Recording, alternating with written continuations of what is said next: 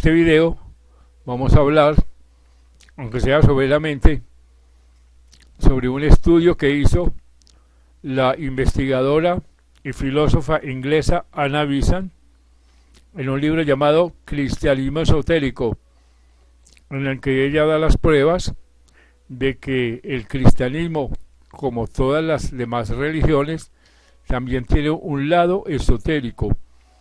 Es también propietaria de los misterios. Así que el cristianismo tiene dos enseñanzas, una para el público en general, que es la enseñanza exotérica, y otra para los iniciados y filósofos que están un poco más avanzados en esta era de Acuario. Esta señora Besant fue directora de la Sociedad Teosófica durante muchísimos años y en sus conferencias y conversaciones se publicaron muchísimos libros. Por su parte, la Sociedad Teosófica, como ya hemos dicho, fue fundada por la también filósofa rusa Elena Blavatsky, autora de muchos libros, el principal de los cuales es La Doctrina Secreta, donde ella da las claves para decodificar los libros sagrados o no sagrados que son simbólicos, que están encriptados. Estas claves son la cosmológica, la antropológica, la numerológica, la astrológica, la fisiológica, la mística, etcétera, etcétera. Pero volviendo al objeto de este video, veamos lo que dice la señora Besant. Ya ha mencionado el libro Cristianismo Esotérico. Dice: el lado oculto del cristianismo. Primero, el testimonio de las escrituras. Dice: después de haber visto que las religiones del pasado proclaman a una, tener un lado oculto o ser guardianes de los misterios, entre comillas, y que tal afirmación aparece certificada por los más grandes hombres, al buscar la iniciación, procede a investigar ahora si el cristianismo se halla fuera de este concepto de religiones, y si es que es verdad que es la única en no tener una gnosis, un conocimiento oculto, ofreciendo al mundo solo una creencia sencilla y no un conocimiento más profundo. Si así fuera, a la verdad, sería un hecho triste y lamentable, que probaría que el cristianismo estaba destinado únicamente para una clase de personas y no para todos los diferentes tipos de seres humanos. Pero que esto no es así, lo podemos demostrar fuera de toda posibilidad de duda racional. De esta prueba tiene el cristianismo grandísima necesidad en estos tiempos, porque la flor misma de la cristiandad está pereciendo por falta de conocimiento. Si la enseñanza esotérica pudiera restablecerse y conquistar estudiantes pacientes y ardorosos, no tardaría mucho sin que lo oculto fuese también restaurado. Los discípulos de los misterios menores se convertirían en candidatos a los mayores, y en la reaparición del conocimiento se lograría otra vez la autoridad de la enseñanza. Y verdaderamente la necesidad es muy grande, pues contemplando el mundo que nos rodea, vemos que la religión en Occidente está sufriendo por la dificultad misma que teóricamente debía esperarse encontrar.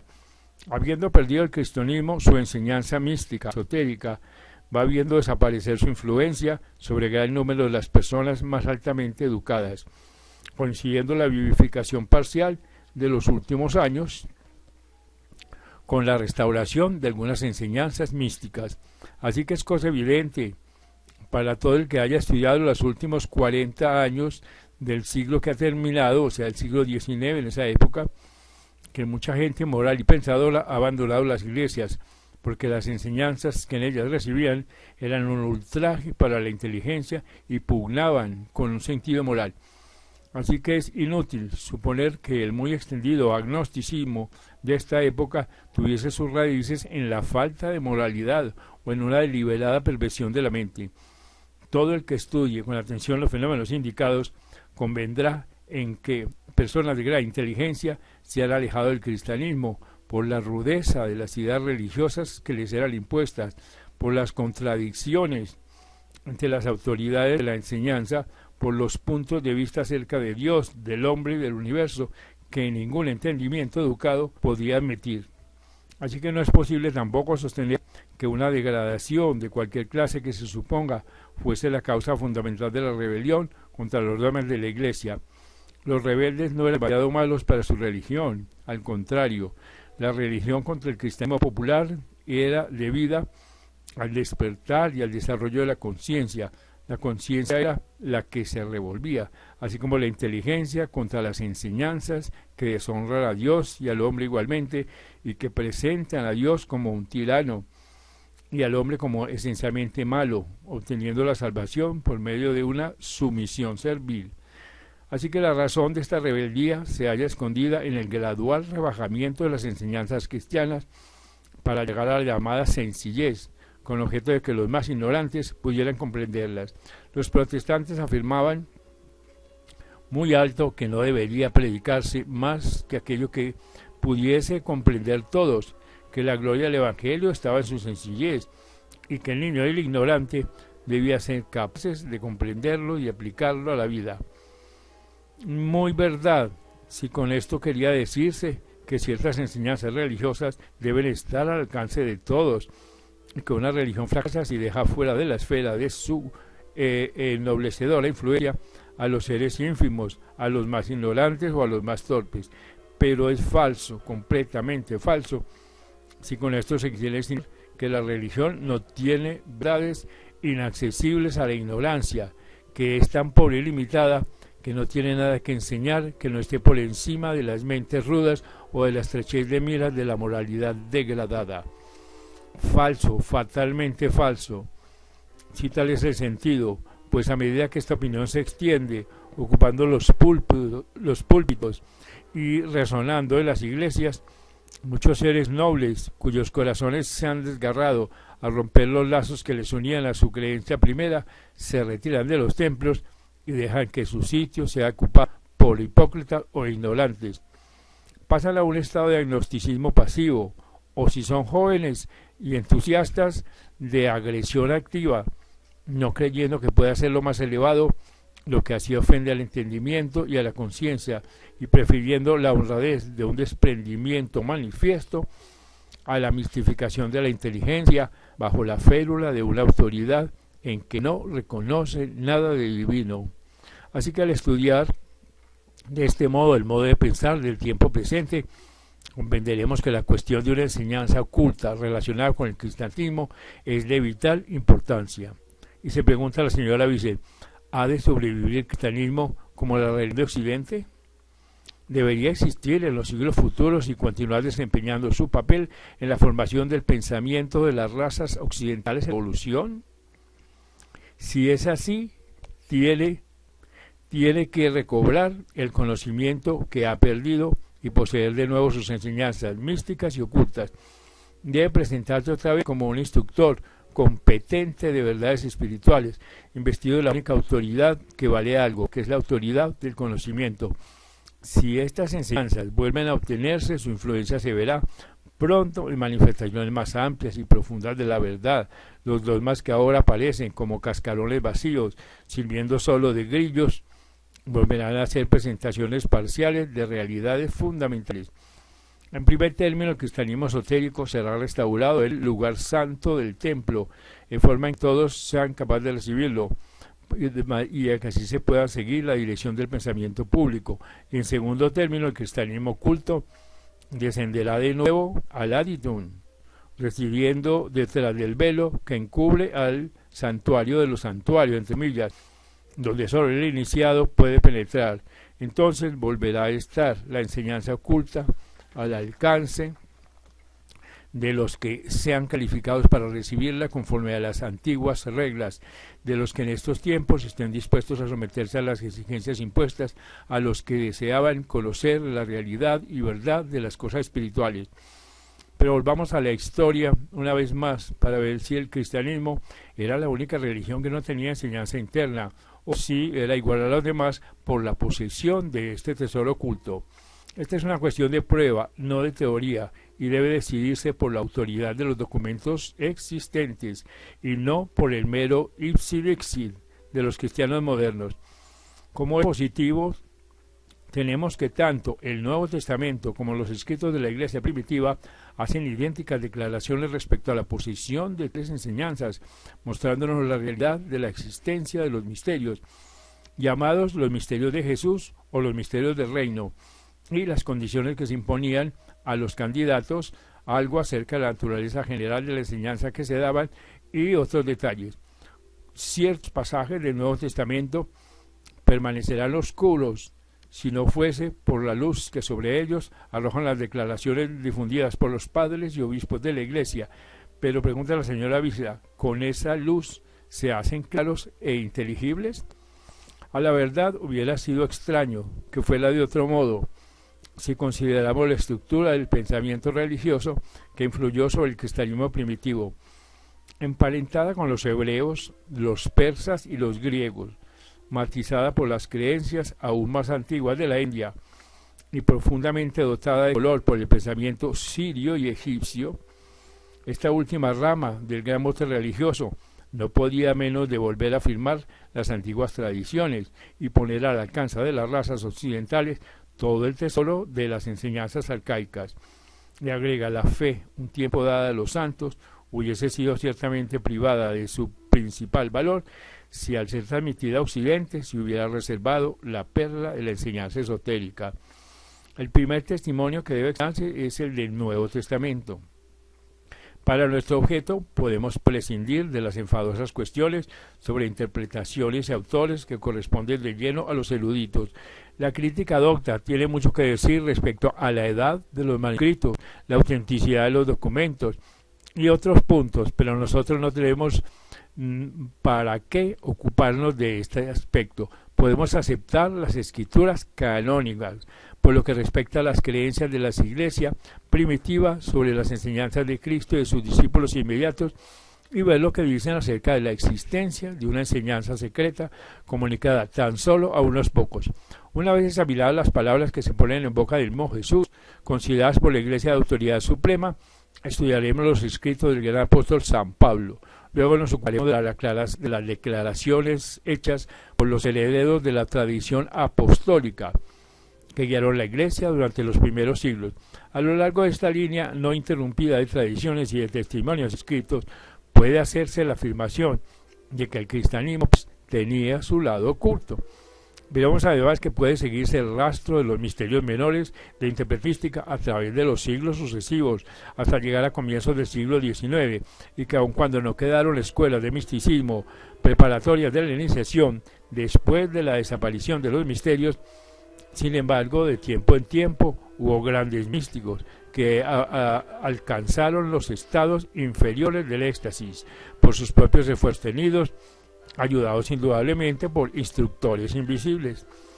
Así que las palabras del maestro mismo son claras y definidas, y fueron, según veremos, citadas por Orígenes, haciendo referencia a las enseñanzas secretas conservadas en la Iglesia. Y dice entre comillas, cuando estuvo solo, los que estaban cerca de él, con los 12, le preguntaron sobre la parábola, y él les dijo, a vosotros es dado saber el misterio del reino de Dios, mas a los que están fuera, todas las cosas se les comunican por parábolas. Más adelante Cristo dijo, comillas, con muchas de estas parábolas les hablaba la palabra, conforme a lo que podían oír, y sin parábola no les hablaba, y cuando estaban solos, él explicaba todas las cosas a sus discípulos. Nótense las significadas palabras cuando estaban solos, y la frase, aquellos que están fuera. Lo mismo sucede en la versión de San Mateo. Comillas, Jesús despidió a la multitud y entró en la casa de sus discípulos con él. Estas enseñanzas dadas en la casa, entre comillas, el significado más íntimo en sus instrucciones, se decía que eran transmitidas de maestro a maestro. Así que el Evangelio da, según puede observarse, las explicaciones místicas alegóricas. Hemos llamado nosotros los misterios menores, pero el sentido más profundo se decía que solo se daba a los iniciados. Además, aún a sus mismos apóstoles dice Jesús, tengo todavía muchas cosas que deciros, mas ahora no las podéis llevar. Algunas de ellas las dijo probablemente después de su muerte, cuando fue visto por sus discípulos, comillas, al hablar de cosas pertenecientes al reino de Dios. Ninguna de ellas fue consignada en documento público, pero ¿quién habrá que crea que se descuidaron o olvidaron y que no fueron transmitidas como tesoro inapreciable? En la Iglesia existía la tradición de que él visitó a sus apóstoles durante un tiempo considerable después de su muerte, a fin de destruirlos, hecho a que nos referimos más adelante. Y en el famoso tratado gnóstico, el Pistis Sophia, leemos, comillas, sucedió que cuando Jesús se levantó de entre los muertos, pasó 11 años hablando con sus discípulos e instruyéndolos.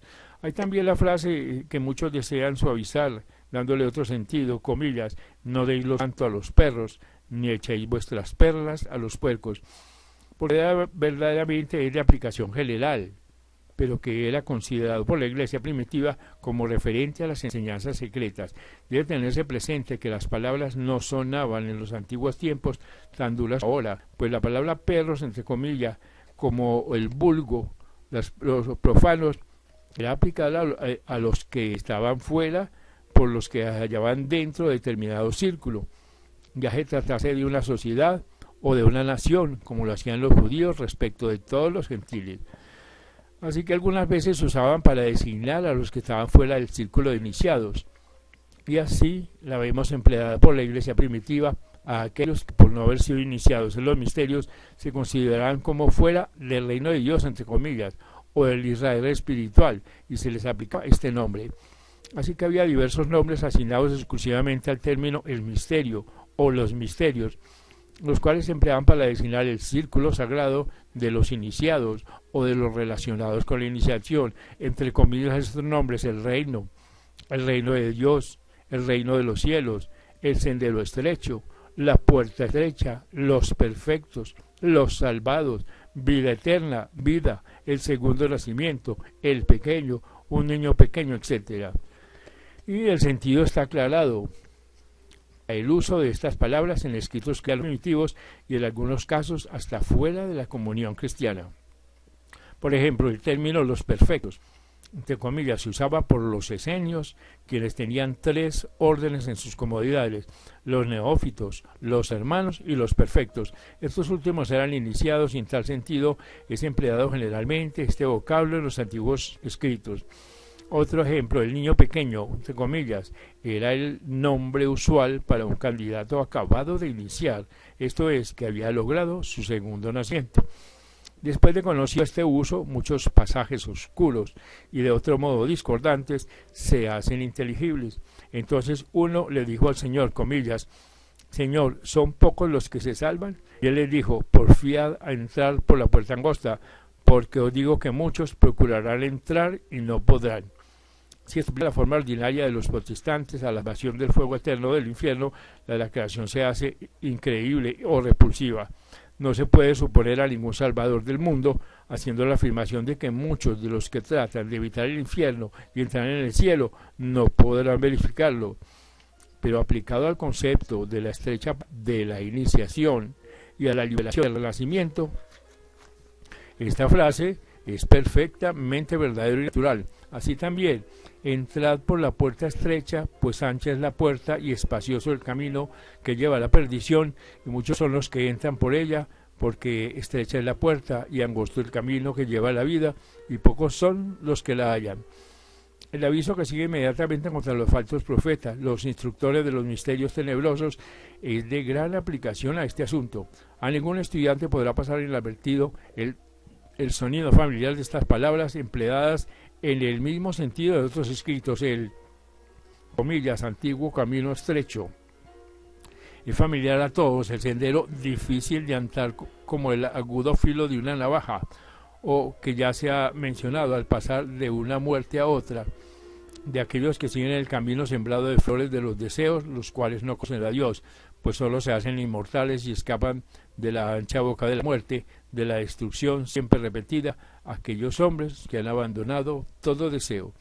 Así que la alusión a la muerte se refiere, por supuesto, a los nacimientos repetidos del alma, a la existencia material grosera, considerada siempre como muerte, entre comillas, comparada con la vida, entre comillas, de los mundos sutiles superiores. Así pues, la puerta estrecha, entre comillas, era el ingreso en la iniciación, y por ella el candidato entraba en el reino, y siempre ha sido y será verdad que solo pocos pueden atravesar esta puerta, aunque miles de millones, una inmensa multitud que nadie puede contar, no unos pocos, entran en la dicha del mundo celeste. Así también habló otro gran maestro cerca de 3000 años antes. Comillas, entre millares de hombres, escasamente uno se afana en la perfección. De los que se afanan y lo logran, apenas uno me conoce en esencia.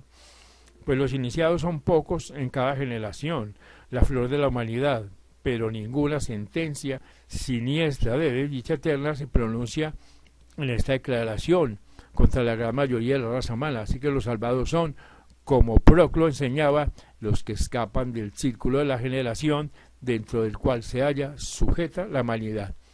Así que a este propósito recordaremos la historia del joven que se acercó a Jesús y, diciéndose a él el maestro, le preguntó cómo podía ganar la vida eterna, la bien conocida liberación del renacimiento por el conocimiento de Dios. Su primera contestación fue el precepto regular esotérico: guarda los mandamientos. Pero cuando el mancebo contestó: todas esas cosas las he guardado desde mi juventud, entonces a aquella conciencia libre de todo conocimiento de transgresión vino la respuesta del verdadero maestro: si quieres ser perfecto, vende lo que tienes y dalo a los pobres, y tendrás tesoros en el cielo, y ven y sígueme. Si quieres ser perfecto, convierte en un individuo del reino. Debes abrazar la pobreza y la obediencia. Luego Jesús explica a sus propios discípulos que un hombre rico difícilmente puede entrar en el reino de los cielos, aunque tal entrada es más difícil que para un camello pasar por el ojo de una aguja. Para los hombres esto es imposible, para Dios todas las cosas son posibles. Solo el Dios en el hombre puede pasar esa barrera.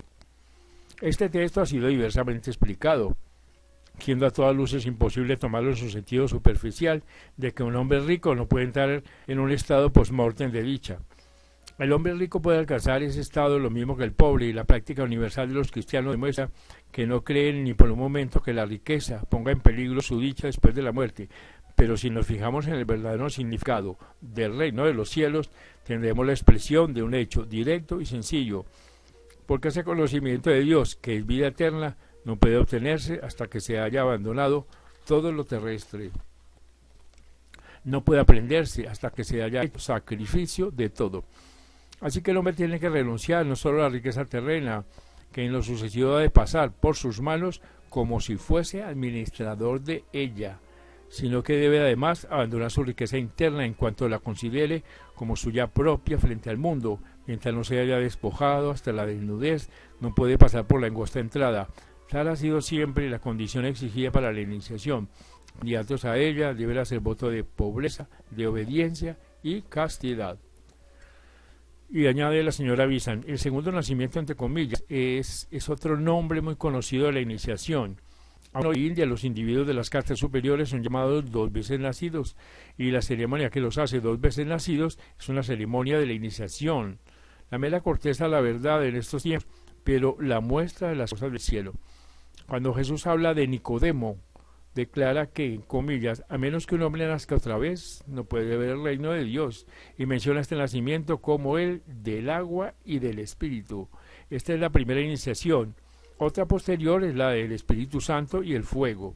El bautismo del iniciado en su virilidad, así como el primero es el nacimiento que le da la bienvenida como el niño pequeño que entra en el reino.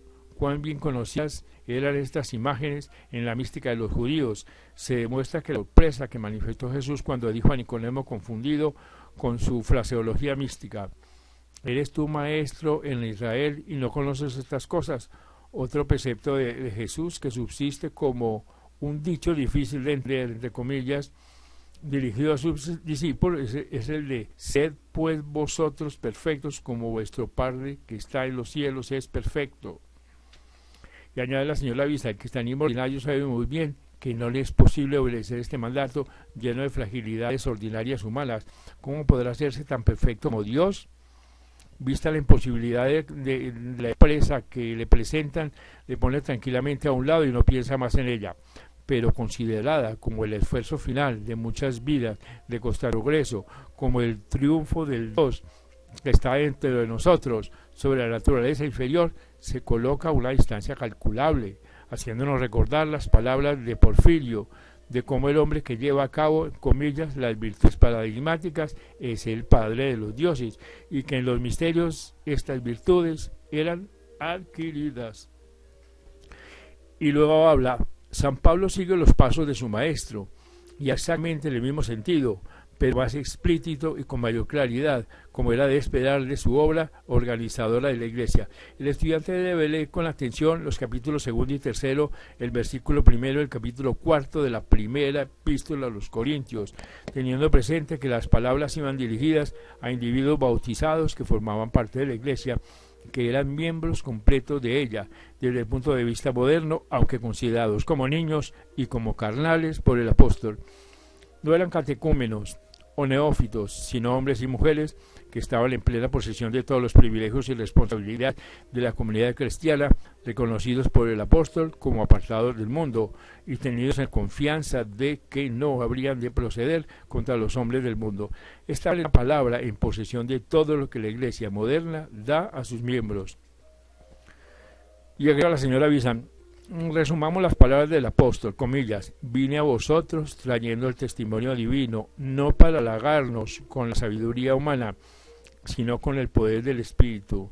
En verdad hablamos de sabiduría entre aquellos que son perfectos, pero no es sabiduría alguna humana, hablamos de la sabiduría de Dios en un misterio, hasta la sabiduría oculta que Dios ordenó antes que el mundo empezara y que ni aun príncipe alguno del mundo conoce. Las cosas de esta sabiduría están fuera del alcance del pensamiento de los hombres, pero Dios nos las ha revelado por medio de su Espíritu. Y las cosas profundas de Dios que el Espíritu Santo enseña.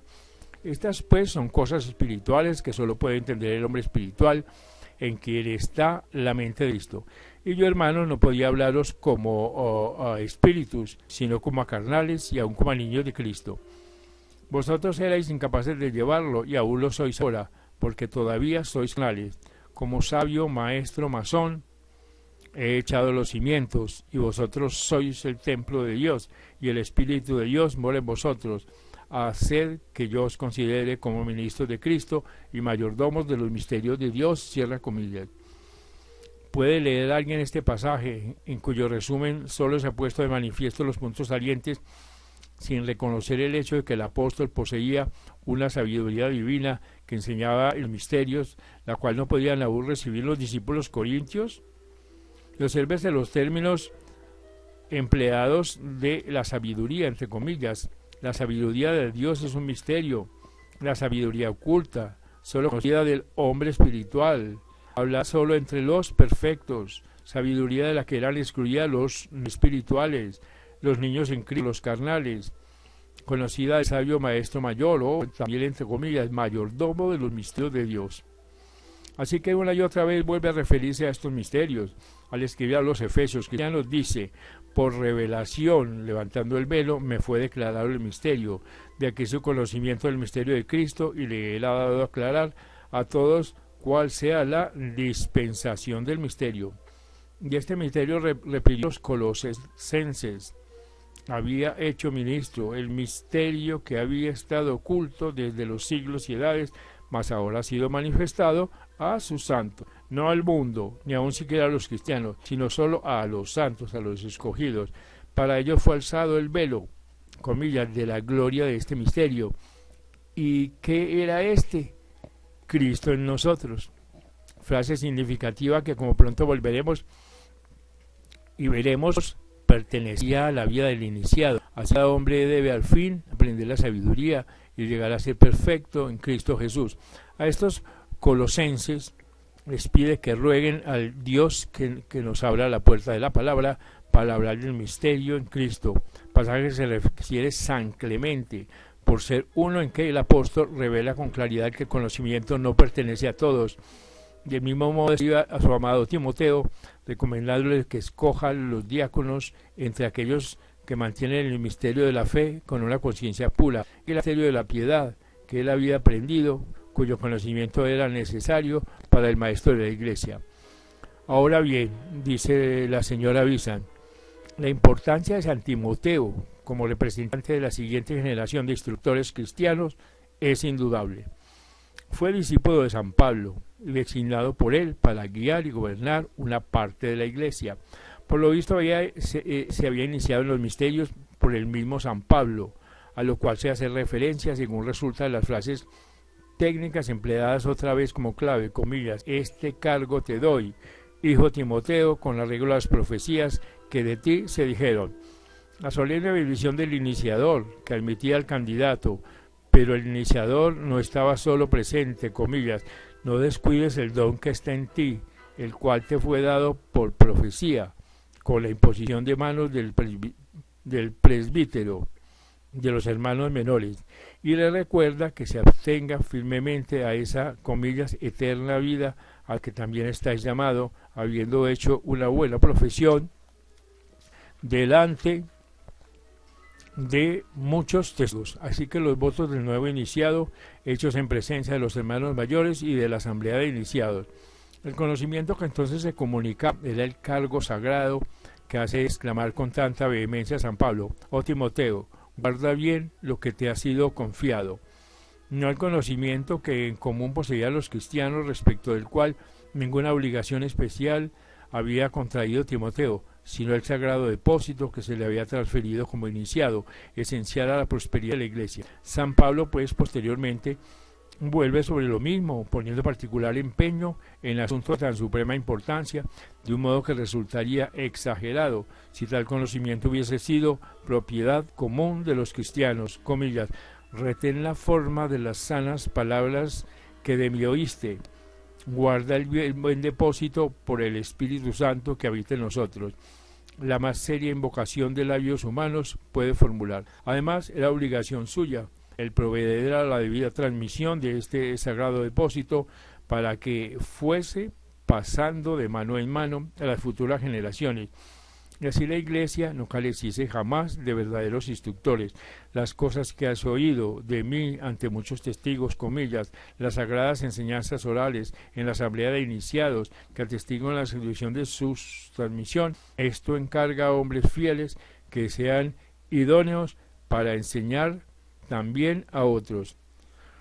Y agrega la señora Bizan: el conocimiento, o si se prefiere otra palabra, la suposición de que la Iglesia poseía estas enseñanzas ocultas arroja una gran luz sobre las diseminadas indicaciones que San Pablo hizo respecto a sí mismo, y cuando se las reúne nos encontramos con un bosquejo de la unción del iniciado.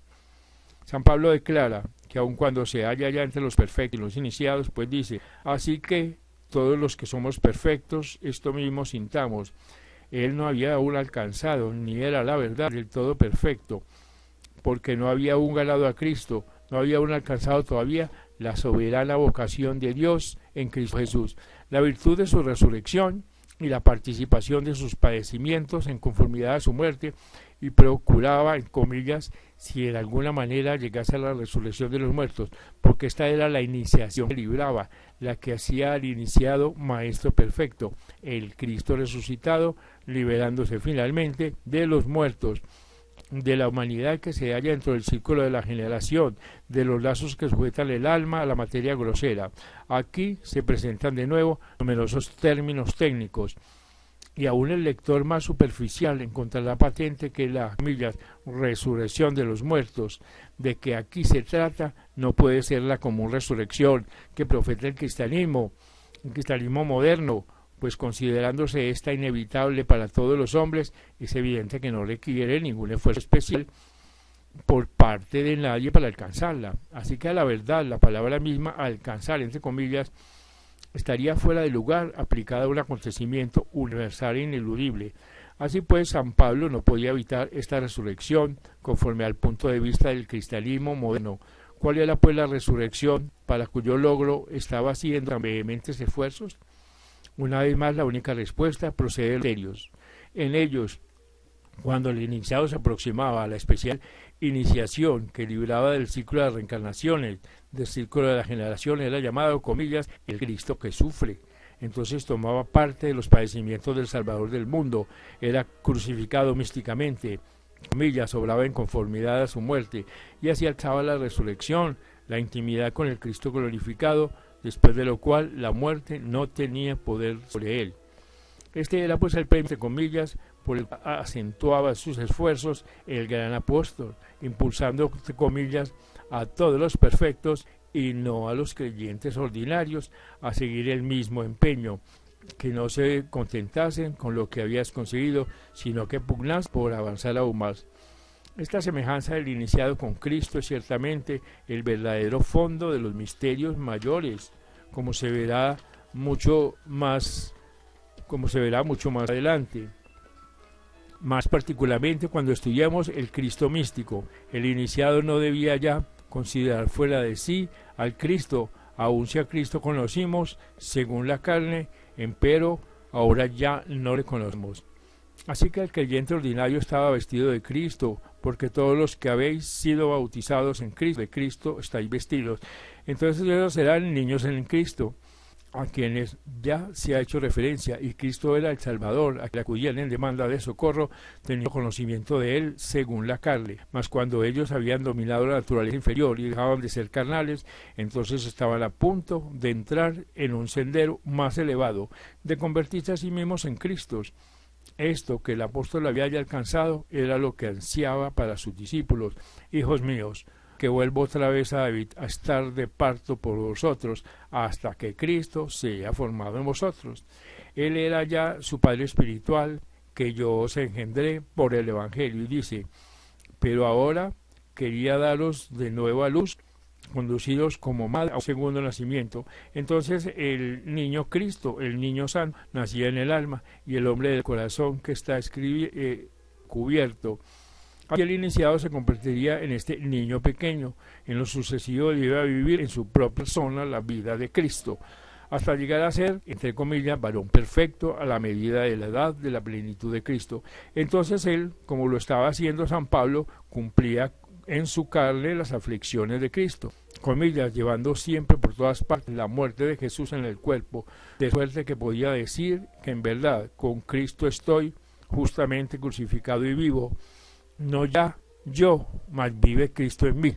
Y así sufría el apóstol mismo, de este modo que se describía: cuando ha terminado la lucha, cuán diferente es el reposado acento del triunfo del violento esfuerzo de los primeros años.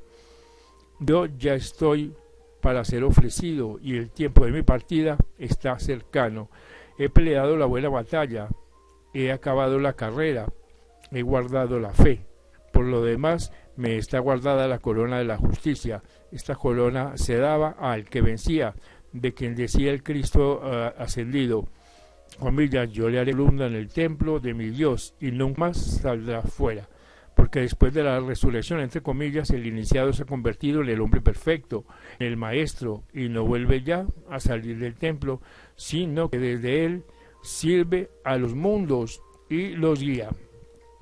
Conviene indicar, al terminar este capítulo, que el mismo San Pablo autoriza el empleo de las enseñanzas místicas teóricas para explicar los sucesos históricos citados en las Escrituras. No considera la historia trazada en ellas como meros anales de acontecimientos ocurridos en el plano físico. Siendo un verdadero místico, veía en los sucesos físicos la sombra de las verdades universales desarrollándose constantemente en mundos más íntimos y elevados, y sabía que los sucesos escogidos para ser conservados en los escritos ocultos eran típicos, debiendo servir su explicación para instruir a todos los hombres.